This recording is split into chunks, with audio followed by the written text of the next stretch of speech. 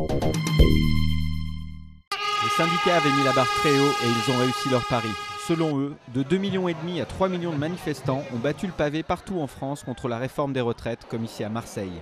Une mobilisation supérieure au 24 juin avec au cœur des revendications le report de l'âge légal de la retraite, mais aussi la pénibilité. Ça fait 35 ans où je travaille sur le haut fourneau, c'est dur, les nuits, et plus maintenant on prend l'âge. S'ils disent aujourd'hui à 60 ans, 62 ans, on n'arrive pas déjà. À 55 ans, on est déjà foutu.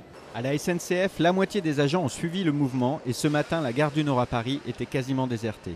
Forte mobilisation aussi chez les enseignants. De nombreuses écoles sont restées portes closes dans la matinée. Dans les grandes villes, un réseau urbain sur 4 fonctionnait à moins de 50%. Et à Paris, ce sont 270 000 personnes qui ont manifesté selon les syndicats et 80 000 selon la police. Le credo des leaders, d'accord pour une réforme, mais pas celle-ci. Nous disons, oui, il faudra travailler plus longtemps, mais prendre en compte la pénibilité, l'âge de démarrage, et donc faire une réforme qui touche avec justice tous les salariés français. C'est tout simple. Le gouvernement a dit j'attends la mobilisation pour voir ce qu'il faut changer. Vu le niveau de mobilisation, il faut tout changer.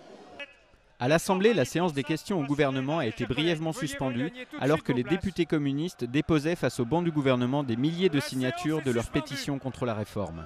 Dans les rangs de la majorité, on entend ne pas céder d'un pouce sur le report de l'âge légal et la durée de cotisation.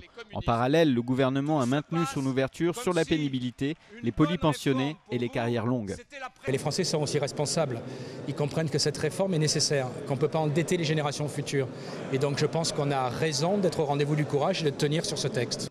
Pour la majorité, rien ne doit empêcher l'adoption de cette loi prévue le 15 septembre à l'Assemblée. De leur côté, les syndicats ont déjà prévu de discuter d'une nouvelle mobilisation dès la fin septembre.